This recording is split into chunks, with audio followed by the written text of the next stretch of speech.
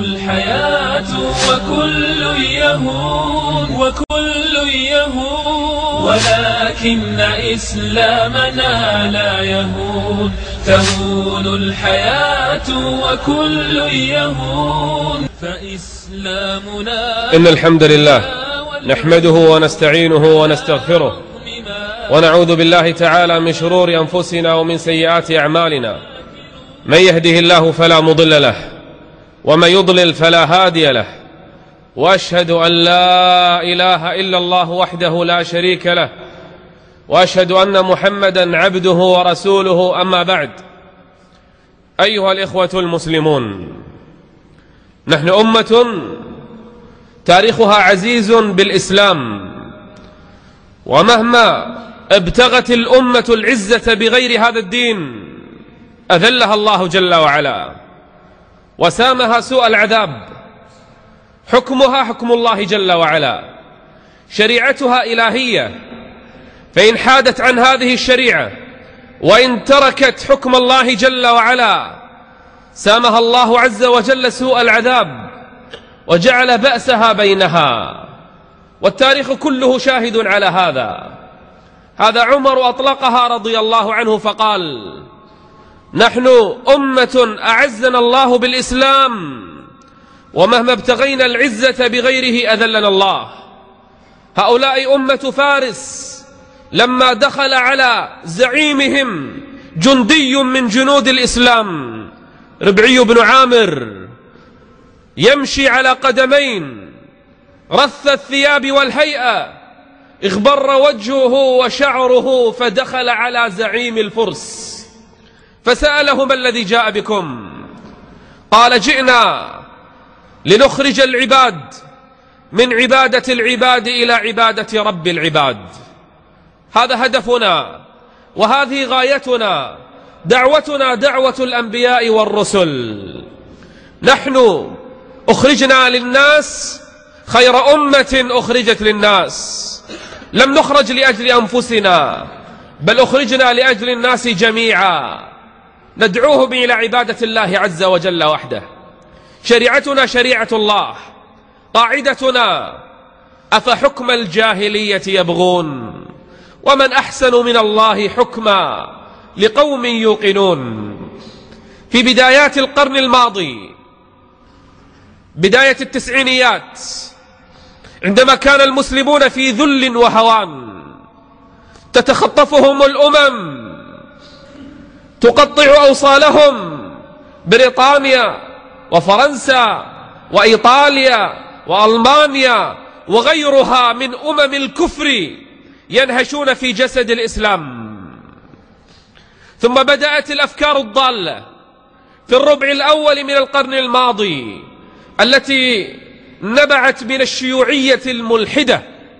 ستالين ولينين بدأوا يفرخون أذنابهم في أمة العرب، فجاء في ذلك الوقت رجل اسمه ميشيل عفلق وصلاح بيطار وغيرهما من أئمة الكفر، نصارى يتبنون الشيوعية الملحدة، وأظهروا وأسسوا ما يسمى بحزب البعث العربي. أمة عربية واحدة ذات رسالة خالدة، لا مكان للدين ولا اعتراف بالإله. ظنوا أنهم بهذا سيعيدون إحياء الأمة، وما دروا أنهم سبب بلاء الأمة كلها إلى يومنا هذا. كان المسلمون في ضعف وهوان وذل عندما ابتعدوا عن شريعة ربهم، فجاء أولئك الخونة وزعموا أنهم سينتشلون الأمة من الهوان، وأسسوا حزب البعث العربي في سوريا عاصمة خلافة المسلمين، ثم أسسوه بالعراق، وحاولوا تأسيسه في لبنان والأردن، وانقطع الطريق عليهم في بقية بلاد العرب والمسلمين. وظل هذا الحزب البعثي الكافر الذي لا يعترف بدين ولا إله، ظل إلى هذا اليوم يحكم في عاصمة تحن إليها كل قلوب المسلمين، بل ذكر النبي فضائلها في الصحاح، وذكرت فضائل بلاد الشام وعاصمة المسلمين في دمشق، فالملائكة تبسط أجنحتها في ذلك المكان. إنها البقعة المباركة، إنهم جند الله، إنها أرض المحشر والمنشر. رضي البعثيون أن يسيطروا على تلك البقعة المباركة. ومرت السنون وخرج النصارى من تلك الأرض وسلموا الأرض لأولئك الكفرة الذين تحالفوا مع العلويين، الذين يعتقدون أن الله قد تجسد في علي بن أبي طالب. كفر يفارق بل يتفوق حتى على كفر النصارى أنفسهم. أسقطوا الصلوات الخمس النصيريون، ولم يعترفوا بأي صلاة ولا أي شريعة. استحلوا حتى المحارم، اتيان المحارم من النساء استحلوها. يقول ابن تيمية عن الطائفة النصيرية: هم أشد كفرا من اليهود والنصارى، وسيفهم على الإسلام أشد من اليهود والمعتدين. وكانوا قلة قليلة في ذلك الزمان، لا يتجاوز عددهم 5% من الشعب المسلم الذي كان ولا زال متمسكا بأصول الإسلام من اتباع الكتاب والسنة. أهل سوريا مهما فعل الأوغاد بهم فهم أهل إسلام ودين، وأصولهم الإسلامية والعربية لن تتزعزع أبدا مهما حاولوا، وسيثبت التاريخ هذا. والأيام القادمة حبلى، وها هم أحفاد عمر بن عبد العزيز وأتباع ابن تيمية وأنصار ابن كثير وتلاميذ النووي، هؤلاء أبطال الشام ودمشق، ها هم الآن يخرجون يزأرون مرة أخرى، سيعيدون للإسلام مجده، وسيخرج جند الله جل وعلا. وكما قال النبي صلى الله عليه وآله وسلم عندما ذكر حوادث آخر الزمان، قال الصحابة: فأين تنصحنا يا رسول الله أن نكون مع من؟ قال: عليكم بالشام، عليكم بالشام، عليكم بالشام، فهؤلاء جند الله جل وعلا.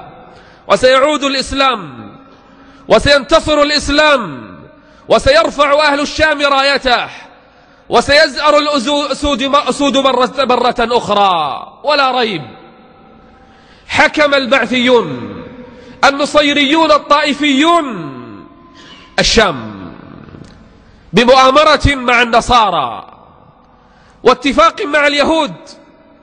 وفي سنة 67 تلك الحرب الموهومة، حرب الجولان، كان الاتفاق على أن تسلم للصهاينة قبل بدء المعركة، ولكن الضحايا الأبرياء شهداء المسلمين كانوا هم الثمن.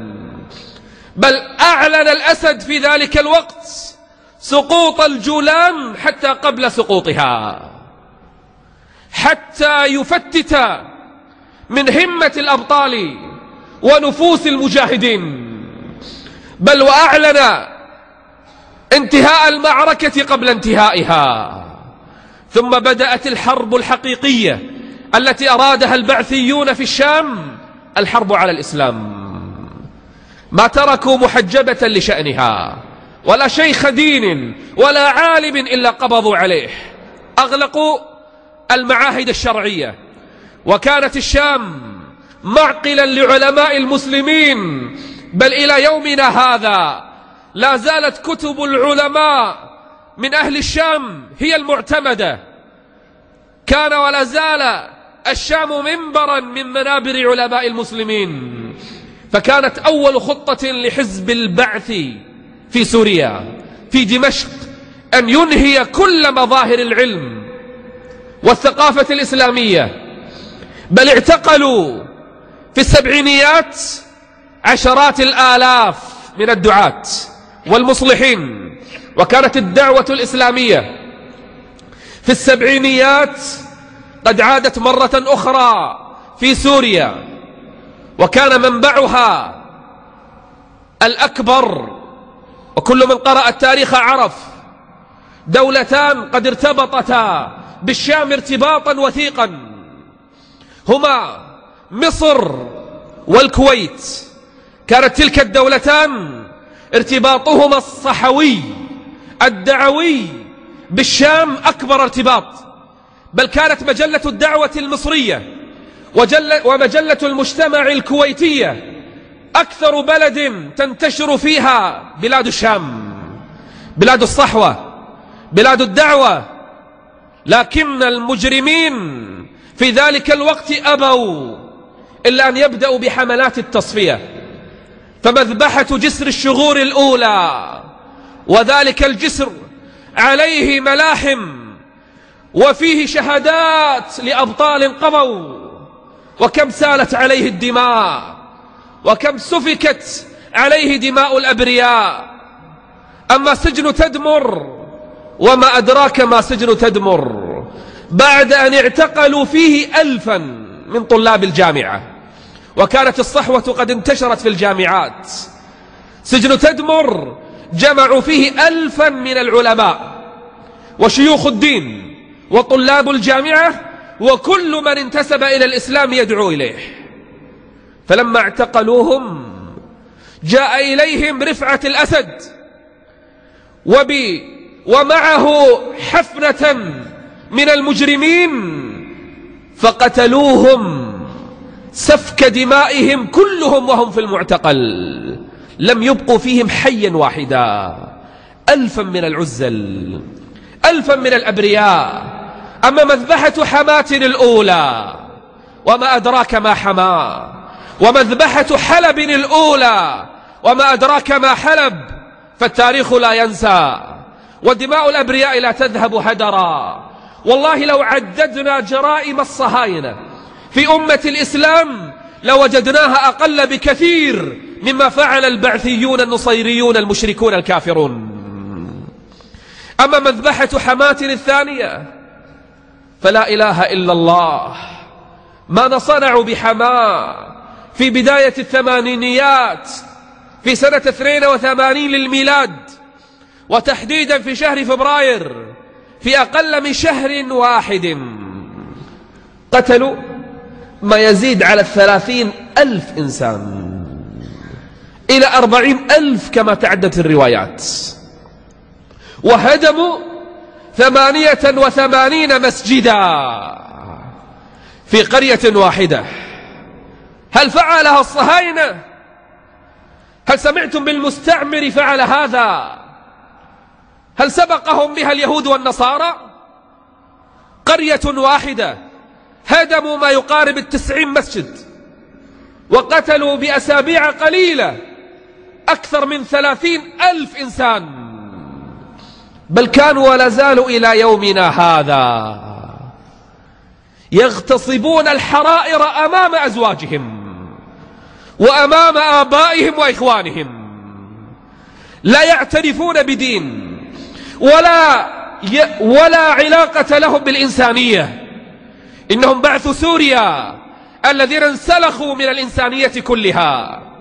إنما تراه اليوم من أفلام، من ركل للجثث ومن تمثيل بالأجساد، وما تسمعه اليوم من نساء يبكين اغتصابهن من أزلام ذلك النظام المجرم، إنه لا شيء من حقيقتهم.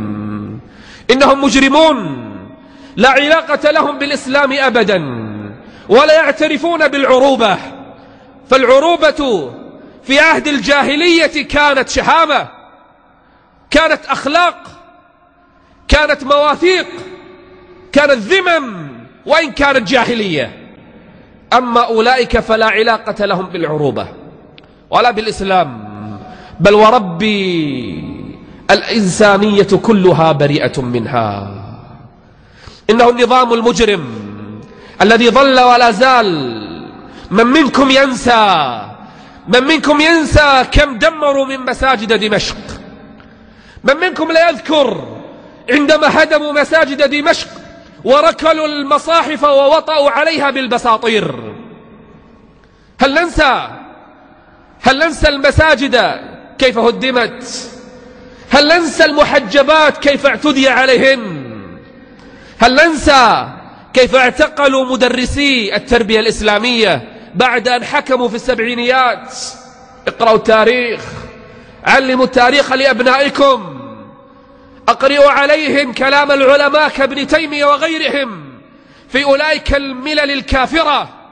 علموهم أننا أمة لا عز لنا إلا بالإسلام، مهما ابتغينا العزة بغيره انظروا كيف أذلنا الله. سيعود الإسلام مرة أخرى، جند الله في الشام هم جند الله، وستبقى الشام منارة للإسلام والمسلمين، وسيعود أهل الشام مرة أخرى يقودون الأمة للحضارة وللنهضة وللعزة. بل لن ينزل عيسى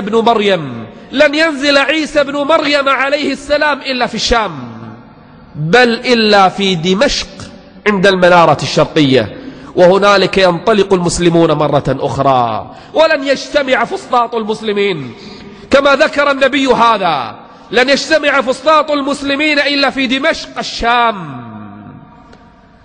كم تحن نفوسنا وكم تشتهي أنفسنا العزة مرة أخرى، أن تعاد إلى بلاد المسلمين.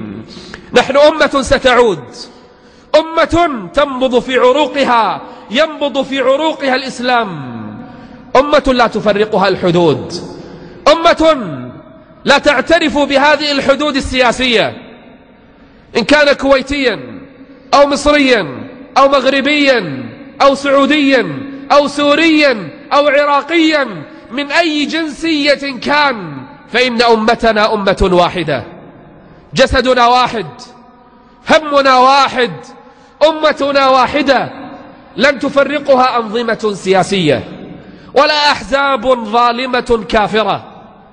أما الجاهلية التي يريدوننا أن نتمسك بها فها نحن اليوم نطأها بأقدامنا.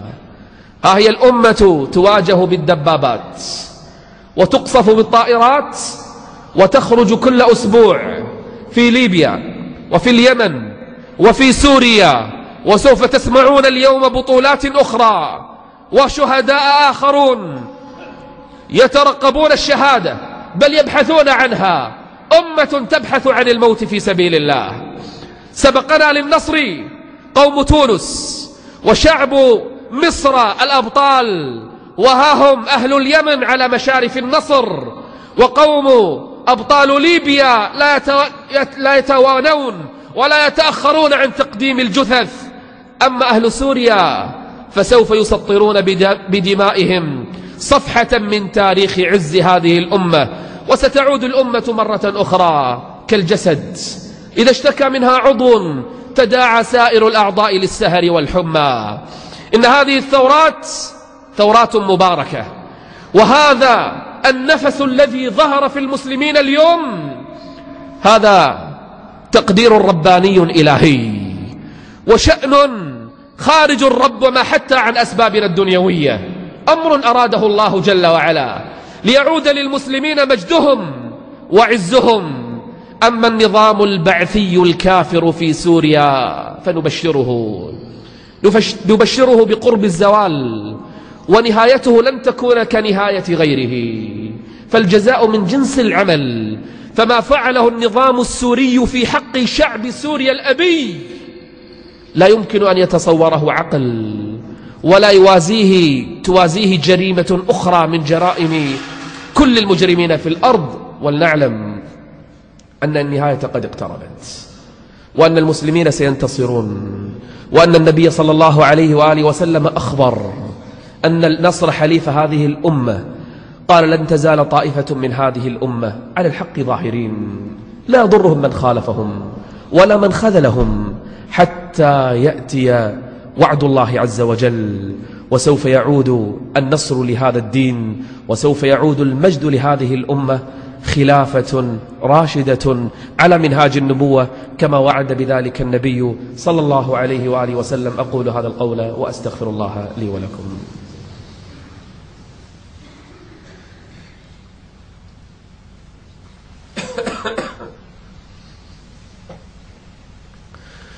الحمد لله وحده، والصلاة والسلام على من لا نبي بعده. أما بعد، قال خالد بن الوليد رضي الله عنه لزعيم الروم في ذلك الزمان، قال: جئتك بقوم يحبون الموت. نحن أمة تختلف عن كل الأمم، غايتها الموت، لكن أي موت؟ في سبيل الله. نحن أمة غريبة، أمة عجيبة، تحب الموت في سبيل الله أكثر من الحياة في هذه الدنيا. نساؤهم كن يجادلن النبي صلى الله عليه وآله وسلم: لماذا حرمنا من الجهاد والقتال في سبيل الله؟ نساء هذه الأمة إلى اليوم بعضهن تتأسى: لما لم يكتب علينا القتال؟ أمة عزيزة، مهما حاول المنافقون في صفوفها أن يمسخوها، أحزاب بعثية، اشتراكية، شيوعية. يقول رفعت الأسد في أحد مؤتمراته السابقة وقد اجتمع بزعماء القطر، يقول لهم إن دعوة ستالين ولينين التي يتأسى بها قد قضوا في طريقها على 10 ملايين إنسان، قتلوا 10 ملايين، ولو احتجنا أن نفعل هذا لفعلنا، وليذهب إلى جهنم وبئس المصير. لا ضير عنده أن يقتل 10 ملايين إنسان في سبيل إلحاده وكفره، لكن خسئ وخسئ حزبه. وها هم اليوم لا يجدون طعم النوم بالليل، ها هم اليوم لا يثق أحدهم بأخيه، ها هم اليوم يصفون أقرب الأقربين خوفا من الخيانات، ها هم اليوم يقتلون بلا هوان وبلا رادع خوفا من نهايتهم الأليمة، وسوف ينتهون. اصبروا يا أمة الإسلام، اصبروا، وإن طال بنا الزمان سنجد فراعنة هذا الزمان واحدا بعد الآخر يغرقون بشر أفعالهم، وسوف نرى مآلهم. إنها سنة الله، وسيعلم الذين ظلموا أي منقلب ينقلبون، ولينصرن الله من ينصره، إن الله لقوي عزيز. اعتقد أيها المسلم أن سبيل الخلاص هو الإسلام، هو هذا الدين. لا بد أن نؤمن أن شريعة الله هي الغالبة. كل شرائع الأرض اليوم مصيرها إلى زوال وإلى ذل. أرأيتم الديمقراطيات الزائفة ماذا صنعت اليوم بأمريكا وأوروبا؟ آخر قرار وصلت إليه الديمقراطية العالمية السماح بالشذوذ الجنسي، قانون سيفرض على كل من ينتسب للأمم المتحدة قريبا أن يتزوج الرجل من الرجل والمرأة من المرأة. أولئك كالأنعام بل هم أضل، أولئك هم الغافلون. ليس أفضل في الأرض من شريعة الله، أفحكم الجاهلية يبغون ومن أحسن من الله حكما لقوم يوقنون. البرلمان الهولندي الذي يريدون أن يكون مثالا لبرلمانات العرب يمنع كل ذبح على أي طريقة دينية، يمنع الذبح الإسلامي في هولندا. وماذا سيفعل المسلمون هناك؟ ها هو البرلمان الأوروبي يمنع في بعض بلاده حجاب المسلمات ويسمونها ديمقراطية، يمنع في بعض البلاد مآذن المسلمين ويسمونها ديمقراطية، يعتقلون الشيخ رائد صلاح في بلاد ترفع راية الديمقراطية فقط لأنه سيشارك في مؤتمر نصرة لفلسطين والمسجد الأقصى. هذه الديمقراطية المزعومة كذبوا والله، إنها الأهواء تتلاعب بهم يمنة ويسرى ليس في الأرض أفضل ولا خير ولا أحسن من حكم الله جل وعلا. وسيعلمون ولو بعد حين أن شريعة الإسلام هي الغالبة. نحن أمة أعزنا الله بالإسلام، ومهما ابتغينا العزة بغيره أذلنا الله. اللهم اغفر للمسلمين والمسلمات، المؤمنين والمؤمنات، الأحياء منهم والأموات، لك سميع قريب مجيب الدعوات. اللهم اغفر لنا ذنوبنا وإسرافنا في أمرنا، وثبت أقدامنا، وانصرنا على القوم الكافرين. اللهم إنا نسألك الجنة وما قرب إليها من قول وعمل، ونعوذ بك من النار وما قرب إليها من قول وعمل. اللهم من أراد بنا وبالإسلام والمسلمين سوءا فأشغله في نفسه، واجعل تدبيره تدميره، ورد كيده في نحره. ربنا تقبل منا إنك أنت السميع العليم، وتب علينا إنك أنت التواب الرحيم. أقول هذا القول وأقول الصلاة.